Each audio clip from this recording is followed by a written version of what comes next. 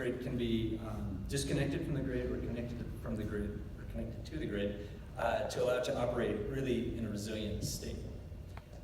This is a sort of a diagram of a microgrid, and you can see, let me see, I won't point because there's two screens, I guess. You can see at the top on the right-hand side, that's some of the energy resources. So on-site, that might be solar, it might be a gas generator, it could be wind turbines, it could be any sort of energy resource that you might have in your building. Next down from that are battery storage, so you can integrate battery storage with that and give yourself a level of resilience, give yourself a level of ability to support the grid.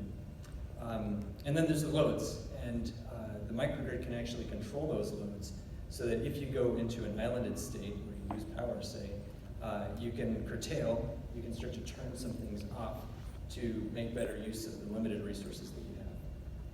There's the brain of the microgrid. That's the microgrid controller that watches both the loads and the energy resources in your building, and then it watches the waveform. That's kind of what that radiator-looking squiggle represents of the grid. And the grid's usually at about 60 hertz. As the grid gets taxed, if there's some kind of a outage, that frequency will start to decline.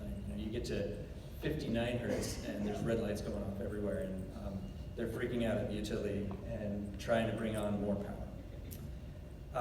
What happens in that case then at the microgrid is the controller sees that and says, whoa, the frequency is declining, I can turn this off in one cycle kind of instantaneously and move to the batteries. And the controller might then start to curtail loads and turn things off in the building. Maybe it's turning off some lights. And it's using the solar to charge your batteries, hopefully at the same time, so that you could potentially also operate at night. Without the microgrid controller, you might be able to island your PV. You usually can't charge the PV and the batteries and kind of